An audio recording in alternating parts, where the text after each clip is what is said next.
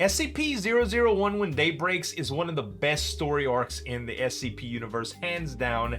And a while back, we reacted to the 001 Unlondon, which is kind of like a place that was set to reset the entire world's population in London. It's crazy SCP. But there's a second part. That was like a first part. There's a second part to this called Undublin, where, if you remember where they last left off, it was like on a boat or whatever. They're heading to a new place, and the story arc is going to continue. I'm really excited about this one, guys. This is by SCP Illustrated. Make sure to subscribe to him. Subscribe to me if you like reaction videos, and let's get into this one.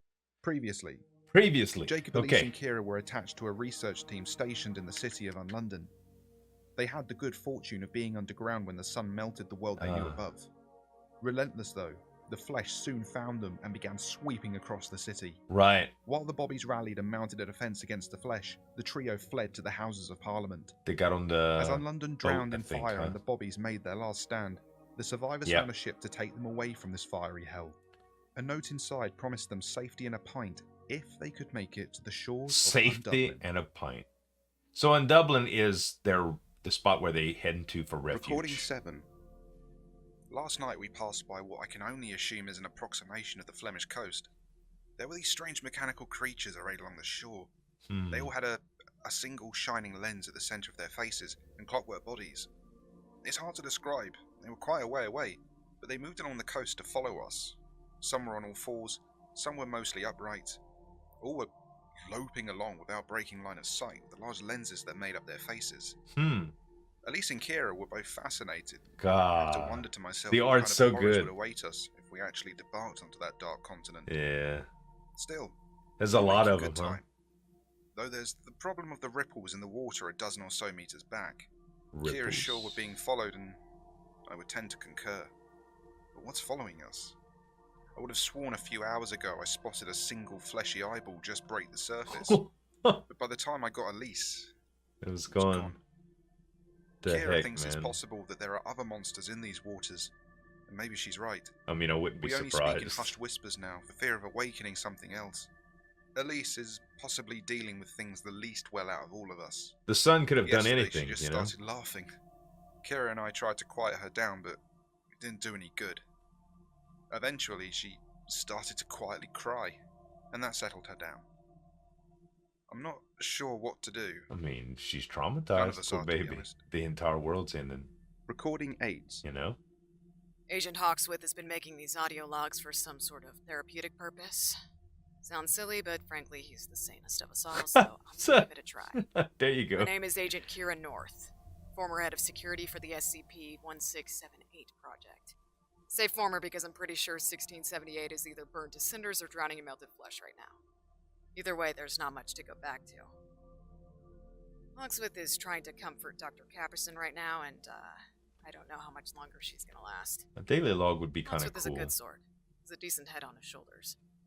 The man knows when to put his nose to the grindstone and risk a little to gain a lot. At least Caperson is a mess. She was on temporary assignment when the world ended, and 5 will get you 10 that she's involved romantically with Hawksworth. He wouldn't admit to it, but I can see the way he looks at her. So we drag her along anyway. Hawksworth is probably right about her, actually. The number of living humans on Earth is probably in the thousands at most if the sun's gone wrong, so Yeah. we'll need every man and woman we have to bring back civilization. I tried to use the radio on board, but all I got out of it was silence. It's possible we're not in the range of anyone or anything yet, but it's worth a try. I'll give it a test every other hour or so, and we'll keep alert to any incoming messages. Or warnings. Right on. Because the other thing is that we're definitely being followed. I don't Definitely, want to she spook said. anyone, but I saw the creature under the water this morning. It's about twice the size of the ship and moving at exactly our pace. This little steamer is big just creature. putting away without a care, but I guarantee you, as soon as we get to where we're going, that thing is going to make itself known. Yeah. When that happens, I'll be ready. And I'll make sure Hawksworth is too. Hopefully Dr. Caperson is below decks when that happens. So, Recording 9. sentient, I guess. Kira and Elise are below decks right now.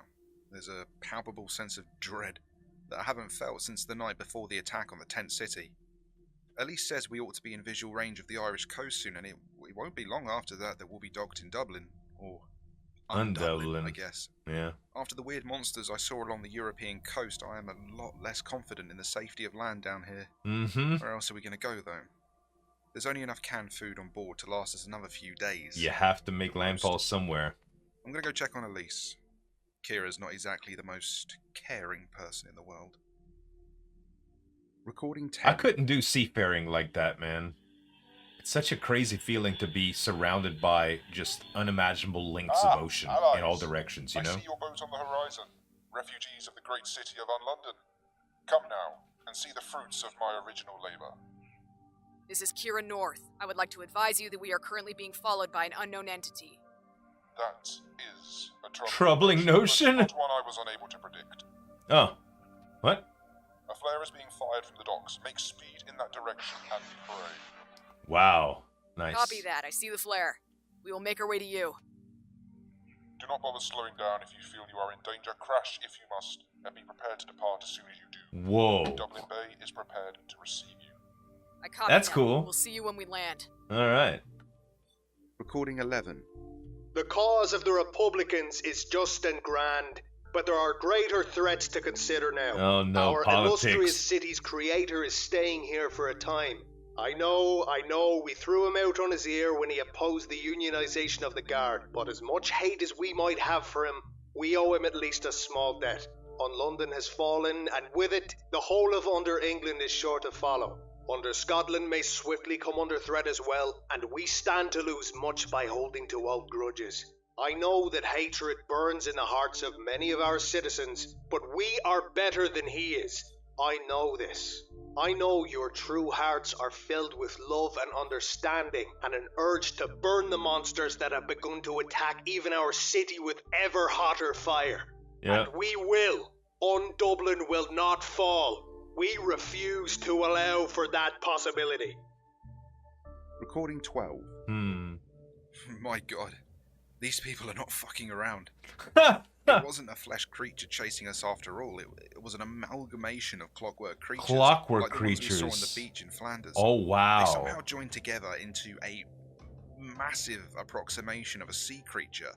And as soon as we got close to the docks, it rose up out of the water like some grand mechanical kraken. Wow. The first tentacle that rose from the water was blown apart by cannon fire, and it didn't stop. We were fearful for our lives, but the barrage was precisely aimed.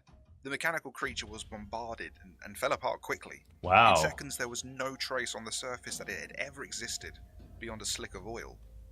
We were able to slow down enough to not damage our ship, and when we hopped off the boat, we were greeted by... I don't know how to describe it. Victorian-era gentlemen. Faces wrapped in bandages, but they also wore very smart suits, cloaks, and top hats. Anomalies? And each carried a massive cane or a stick as well. I suppose this place is The equivalent of Bobby's. That was kind of what I was thinking. One asked me if I was alright and directed us into the city. Huh. There are other people here. Most appear to live in squalor, begging along the thoroughfare. Sure. But a few men and women appear to be of some means and walk along the roads, mostly ignoring the beggars. This might change everything. Elise has perked up considerably since we landed. She's theorizing that Unlondon was unfinished, while this place is much more complete. That's cool. It certainly seems that way to me, but she's the expert. Is it possible that we could live here? Yeah. I mean, where else are you gonna go? Where else are you gonna go? There's civilization. Whoa! Jacob lent me his recorder. I'm actually quite astonished at the battery life of the thing, but I suppose it is to be expected from Foundation Tech. Either way, I should introduce myself. I'm Dr. Elise Caperson, former research assistant of the 1678 project heads, Drs. Mills and Hyatt. I'm unsure of what part of the city we're in, but the cannon and gunfire is constant. We're carrying our own weapons, but we've still been hurried into a library across the street from the pub I have to assume was our destination. Mm-hmm. The guards are standing watch just inside the door, prepared to defend the place. Wow. There are other civilians here. Some seem entrenched into this underworld aesthetic, and I suspect they've either been here a while or were made down here. But there are other survivors from above besides just us. This is astonishing. Dang, I imagine man. that once the sun went wrong, that the whole world was slated to die. But apparently I was incorrect. I haven't met any other Foundation personnel yet, but there's plenty of people from Dublin. No one is sure about numbers, but it's suspected there might be more than a few hundred survivors from above. Now, and that's kind of small, but think about it. Sure of. You thought the world watched ended. Other survivors go up to her and you found a civilization of like 300 people. That's crazy, I haven't man. been close enough to overhear anything yet, but I think Agent North recognizes her. They're both keeping their distance. It's enough to repopulate, though. The firefight outside appears to be dying down. Mm-hmm. They must be using something beyond cannon and firearms if they're going to win this, but we can't get a good look at any actual fighting. I see lots of red glare coming from the windows outside, but who knows? Either way, I'm going to ask North about that weird woman. Hey, Jacob, thank you for this. You're right. I'm doing fine. Just, thank you. Which button turns this off? Recording 14. I'm 90% sure that's Director Moose, which means it's possible the Wanderer's library is being used to evacuate people. I don't know if Moose recognizes me or not. Doesn't matter, though. At the end of the world, it's expected for people to call on any help they can get. That's right. Moose has contacts in the library, and if they want to help save people, then here we are. I have to assume this library is some sort of nexus point, but that's also not really any of my business. Not everyone here is from Dublin, so they didn't come from directly above. I have to wonder what's going on in the library itself right now. Mm-hmm. That's above my pay grade, if we're being honest, but if they can open ways in and out, then maybe there are people safe there too. Yeah. How many extra-dimensional spaces are housing people far away from the sun? Humanity's gonna make it through this one way or another. Diminished but standing. Standing. That's comforting to know. We don't need to travel to Mars. Recording Just take a 15. portal to another dimension. It's Undublin cool. is safe again, for now. We left the library and the whole refugee situation they've got going on over there. It's probably for the best, resources being what they are. Then we went over to the These guys look scarred. There were glasses for all of us, even some of the guards were there.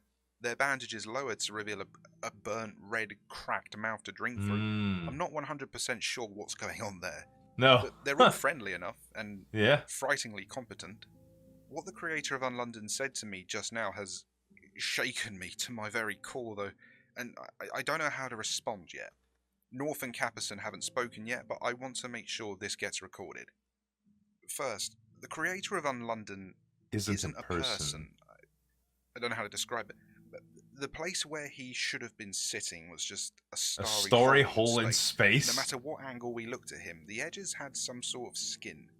He moved Weird. like he had bones, but that's all.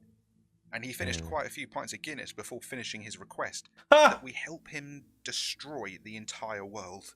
His plan is madness, and also maybe one of the best things I've ever heard. Oh? He wants to trigger a nuclear war.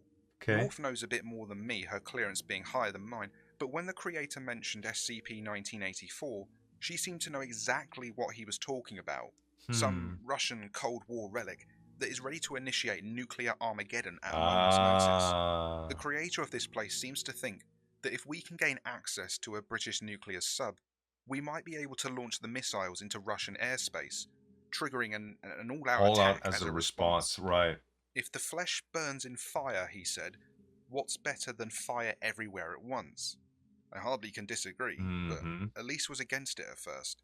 She mentioned the nuclear winter, how the sun would be blocked out for years, and then she stopped mid-sentence, and we all realised what this could mean. And Blocking that's the sun how out. a hole where a man should be, in a city that doesn't exist, in a world with a broken sun, just convinced us to trigger an end-of-the-world scenario in order to stop another end of the world from progressing. Wow. Heavens help us. We're going topside today. The Foundation has a submarine moored in Dublin, and we're going to take it out and start looking around. Elise is going to stay behind and help care for the refugees. I think I'll leave this recorder with her. I'd hate to see it sink to the bottom of the ocean after all.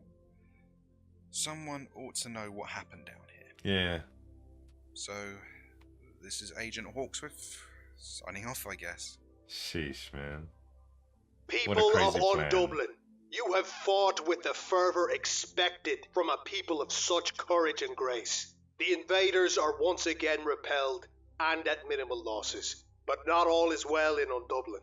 The entrance to the surface will be shortly closed, permanently. Okay. I know many of you came through the stairway and expected family to follow. We have kept the stairway open for as long as we could, but despite the efforts of our brave guard, it is impossible to do so forever. Given the stairway is clogged with burning, screaming flesh monsters, I do not believe there was much point in it remaining open. Your loved ones are the ones around you right now. The rest have succumbed to the horrors above. Sheesh. I apologize for the harshness of my tone and the news I must deliver, but I believe wholeheartedly that we will survive this terror and come out alive on the other side. Even now, a select group of music's so guards epic, and other man. survivors are making a trip through the portal to the above world. The last travelers to make the jump for some time, and they leave with a plan to bring the fight to the enemy. I cannot tell you what this plan is, for who knows who else might be listening, but know this. We will retake the surface. We will emerge into that bright, shining world full of vigor and resolve, and That's with really the cool, sun man. restored. I swear it. That is all for now. Thank you, my friends, and may God save Ireland. Now, if you were sleeping, I'm sorry, because it got loud. Oh my gosh, man. So, there has to be another part to this, right? There has to be. I love that this is like an ongoing series now.